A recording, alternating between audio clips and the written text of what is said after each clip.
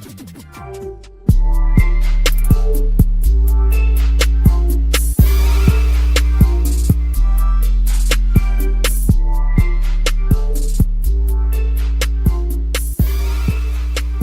to the neXup podcast. I am your host, PC747. This podcast is dedicated to covering the latest news and topics around consumer tech, particularly smartphones, tablets, and cord cutting.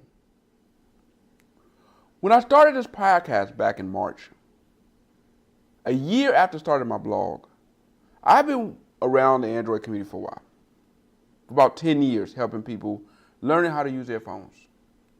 And I wanted a way to create a podcast where I can find a way to cover topics such as Android phones, tablets, but branch out to other topics involving smartphones, TV, particularly cord cutting, and every now and then cover movies and sports. The reason why I started this thing, well, I was someone who got into this whole movement of Android when I started trying to learn how to root my phone. You know, I was trying to get shows mod. For those who are in the rooting community, you know about that. Started with the Updater app. And that eventually led me down a road where I was trying to figure it out to me starting helping others figure it out. And that led me to joining a site to where I was a part of their tech help team, where they provided support to members who was having problems with their phones. That passion led me to start talking about the community as far as smartphones and software, to eventually writing about it. And after being a part of that community for almost 10 years now, I decided I wanted to do my own thing. And this is what led me here.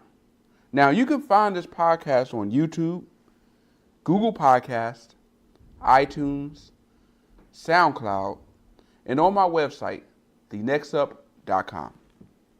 Thank you guys for joining me. And let's go ahead and get started for what we have lined up for today. So the first thing I want to do is actually start off by talking about the tech news and topics from around the week. And then I will end it talking about the main topic for today. So here goes the rundown of the tech news and topics of the week. And I'm going to go ahead and start off with OnePlus 7. So we have pictures of the OnePlus 7 Pro that has been leaked, and you can see that over on Android Police. Now, when we get a closer look at this design, which is more of a bezel-less display, there's no notch, 3 rear cameras, and a nice little blue tint. This is the next edition of the OnePlus phone that will be following the successful OnePlus 6T, and that released last fall. This phone is expected to be available in the coming weeks. Another leak, Motorola Z4. We get some pictures showing that. And what is going to be making a return? The headphone jack. You remember Motorola decided to ditch their headphone jack just right before the iPhone came out and removed theirs? Well, after years of not having it, they realized the error of their ways and they will be bringing it back. Now, looking at the leaked photos, we see it will have a very small notch. The bezels will be slim, and this will obviously be a module phone, as they have the pins available for that. Now, if you look at the photos from the leak, you'll see that they have one camera and no fingerprint reader, at least that you can see. Now, I don't see that as a problem because we know that Google has proven that you are able to have a dominant camera without having multiple cameras. And if Google had proven that they were able to do that, maybe Motorola is thinking, we don't need to go down the road of all these other manufacturers and having 3 or 4 cameras. we can probably give our customers a good experience with one camera. As far as the fingerprint scanner, they could go a number of ways with this. They could either go with in-glass fingerprint, which is similar to what we're seeing on a lot of phones right now, particularly the OnePlus 6T. We saw it on the S10 and S10 Plus. So I wouldn't be surprised to see if this phone continued with that same trend or decide to go with a face unlock. But just because we don't see a fingerprint scanner doesn't mean it's not there.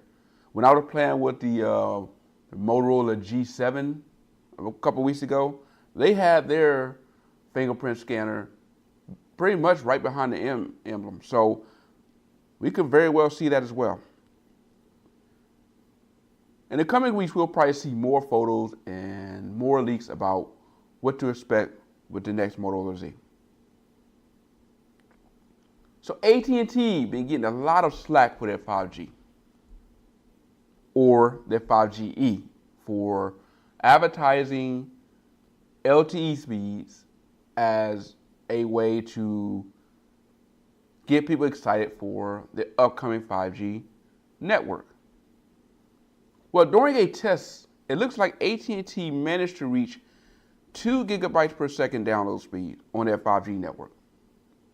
Now, these were done on a test. So as far as getting excited about it, it proves that yes, they were able to get there, but we know that's likely not going to be real world. As real world 5G speeds are expected to be 1 gigabyte per second at peak levels. And similar to with a lot of LTE companies, the more customers get on board the network, the more congestion you have, you can expect to, not see those peak speeds all the time. So it is impressive that they were able to do that, but I'm not going to get too excited about that. I'm not going to hype that up as, okay, this is something to expect. I'm waiting to see once we get the network online and see, one, the price, how broad the network is, how much coverage they have, and how they will compare to their competitors.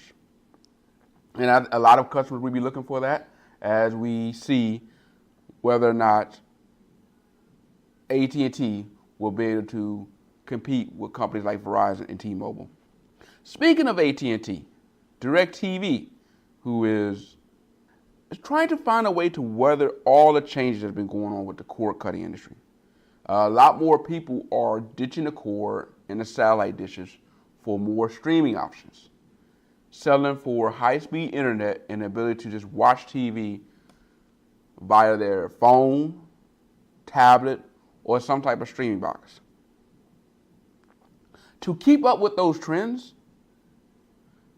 AT&T have been testing out a box that they can send out to their customers. So according to Cord Cutters News, who actually covered this not just today, but back in November, where they unboxed the AT&T streaming box, as again, it was a beta, and they looked all through it. So this box is actually built on top of Android, and it will allow customers to watch all of their channels from Directv now.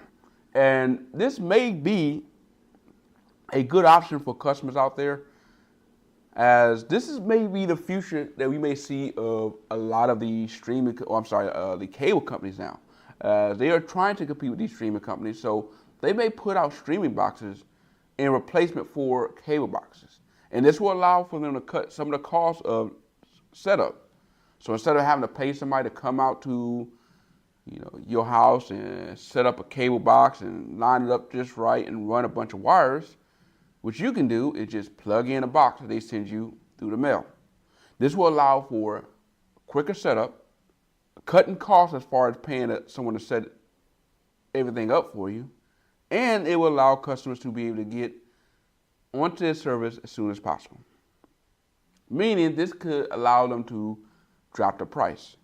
And right now, when you have streaming services being offered at a much cheaper rate that you're able to get from cable companies, this may be what they need to do to be able to compete. So we're going to see how this will do compared to other companies out there, such as YouTube TV, who, as I announced last week, just struck a deal with Verizon to offer YouTube TV to some of their customers. So coming out of BGR, it looks like we may have another Samsung issue as far as exploding phones. So a customer reports his 5G S10 burst into flames. The S10 5G is pretty much a 5G ready phone that will allow customers who have 5G available in the area to enjoy their S10 on the bleeding edge technology of 5G. So according to the customer, he had his phone on a table over there and he was able to smell something burning. When he looked over, he saw his phone was covered in smoke. After contacting Samsung, he said Samsung refused to pay, citing damages being a result of external, something the customer may have done to the phone. Now, this is an isolated issue, so we can't quite blame either the customer or the manufacturer. It's too soon. We haven't seen enough other customers with this issue to be able to make a judgment one way or another. With that said, I do remember when the Note 7, first started coming out with people complaining of their phone catching fire. And when I first started reading some of the articles and seeing them being posted on blogs and forums, and the reaction from other people with that was that it was too unbelievable. They found it hard to believe that maybe someone just trying to find a payday. And you just seen customer after customer come out complaining that they had this issue, and yet the community was divided. Whether was this a hoax, was this real? And even those that may have sided with the customers that were having issues, they kind of like, okay, maybe they were having issues. But let's look at this from the grand scheme of things. This is a small percentage of phones, considering how many phones Samsung kick out there. So the community was kind of slow to really want to jump on board. And then eventually it started getting, more and more people started complaining. And then we realized that there was a problem.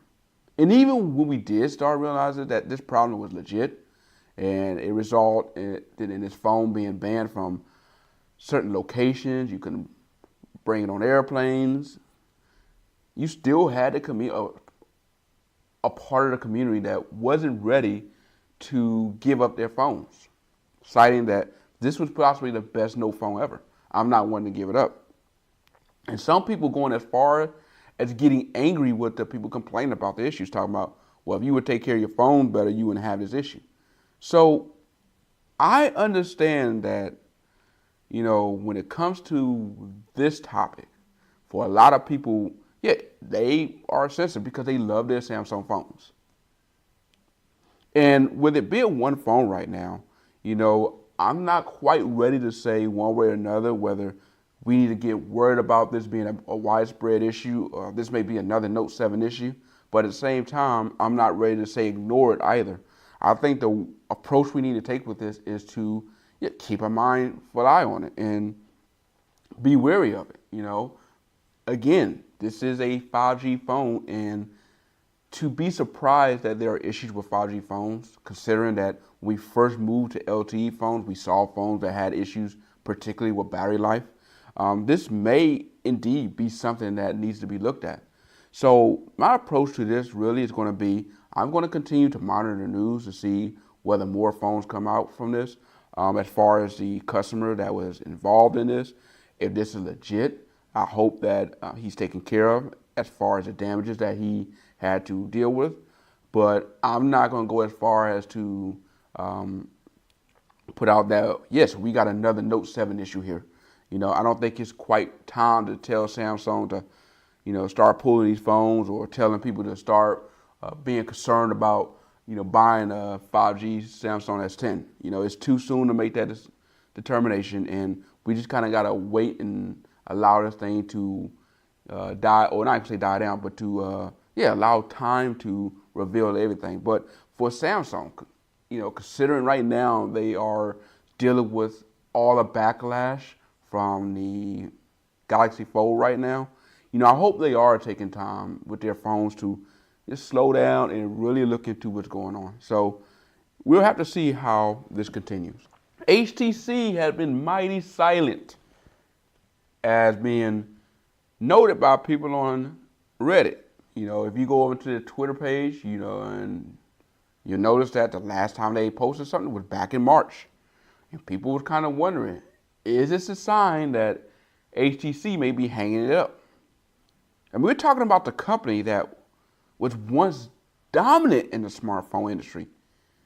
They gave us the Hero, the Evo, Desire, Incredible, and some of the HTC One phones that were prominent. And yet, this once quietly brilliant company could be hanging it all up for good. Or could they? Maybe they're working on perfecting something. Maybe their silence isn't getting something right. So according to Taiwan News, HTC have been focusing on releasing their second generation blockchain phone, as their first generation proved quite successful considering all the other phones they've been putting out as of recent or as of late. So for those wondering, what is this blockchain thing? A blockchain is a system in which a record of transactions made in Bitcoin or another cryptocurrency are maintained across several computers that are linked in a peer-to-peer network. So pretty much this smartphone will be for those who are big into cryptocurrencies and Bitcoin. And their first generation proved to be a hit for those customers. So HTC is looking to continue on releasing another phone for a customer base that is willing to support them. So I'll be looking forward to seeing what we will see in the coming months. So for my final news topic, which will lead me to my main topic, and this is revolving around a Pixel 3a and 3a XL. So they've been making a lot of appearances this week. We saw leaked promos, and even got a leak of someone who took a picture of one spotted in Best Buy. And this is what's leading me to my topic.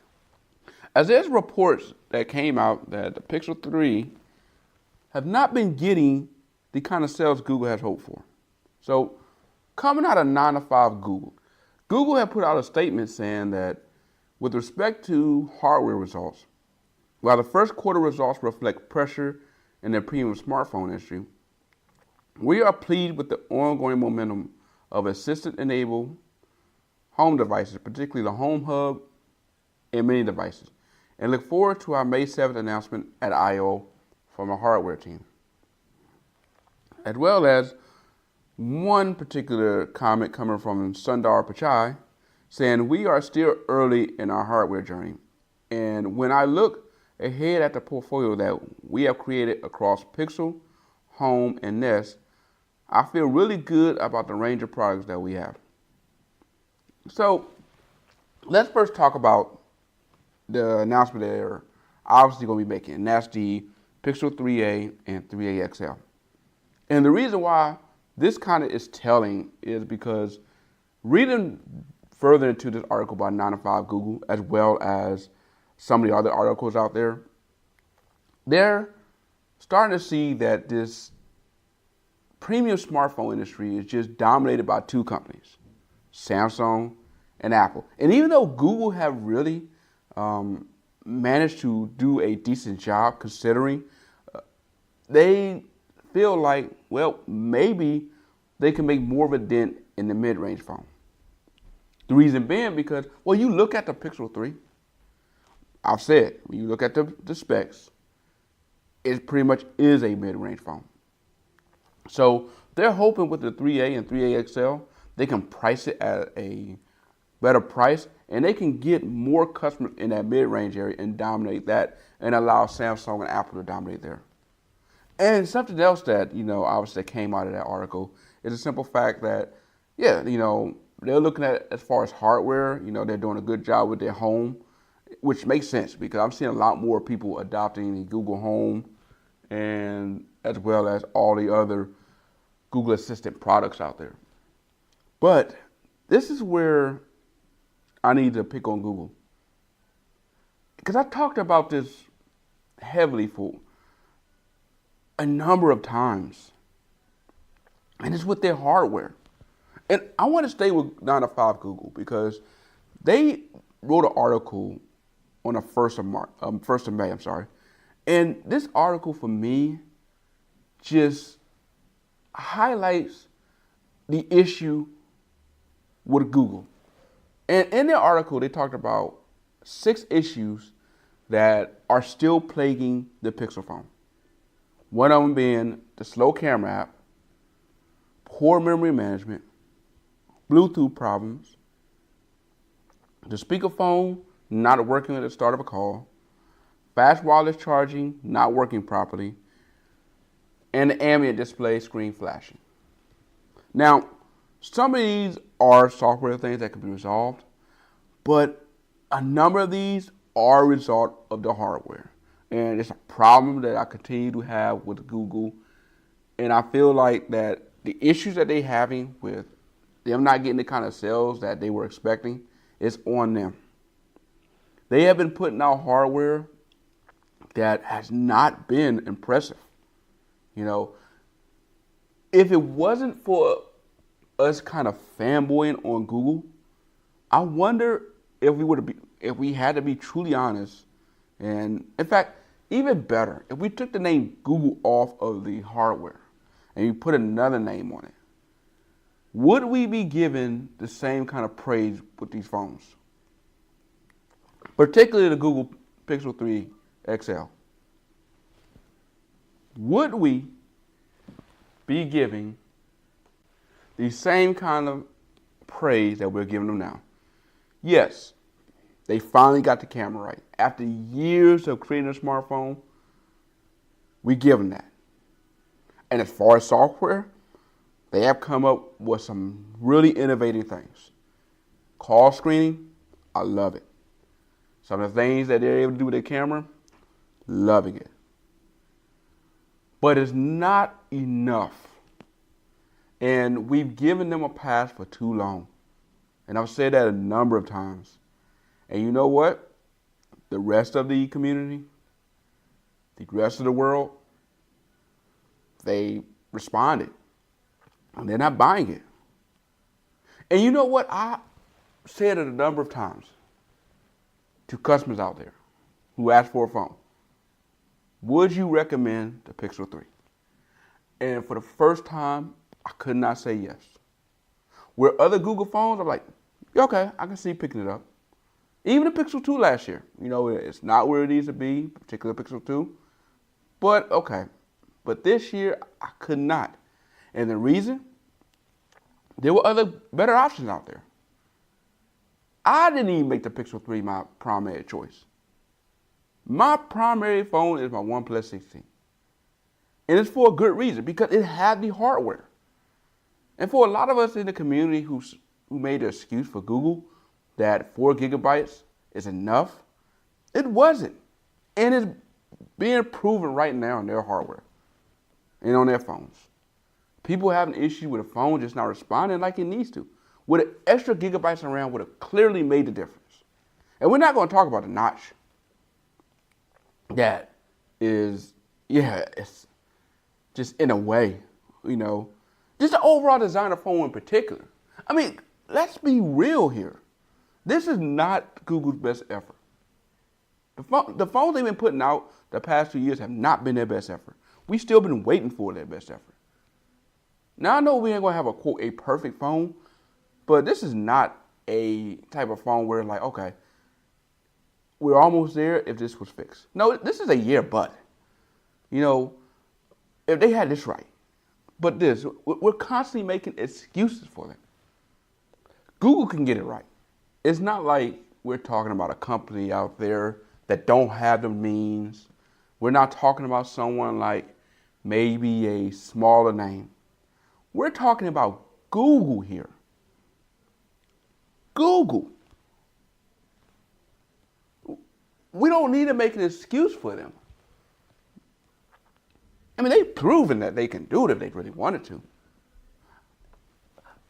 If OnePlus have been able to put the phones out that they put out, and I'm not trying to make OnePlus out to be a company or a phone that's, on the same level as Samsung, but for what the money that they have and what they had to do with it, if OnePlus was able to put out the hardware that they've been putting out, there is no excuse why Google cannot put out much better hardware. And it's not like it's one of those things where they didn't have the money. What they were trying to do was get by on seeing if they can push this to the market and get the market to buy it, and the market clapped back and refused to. And rightfully so. They saw other options out there. And they said, if you're going to give me this at this price point, I'm either going to find another flagship or I'm going to go find a cheaper smartphone with the same specs that you're giving me.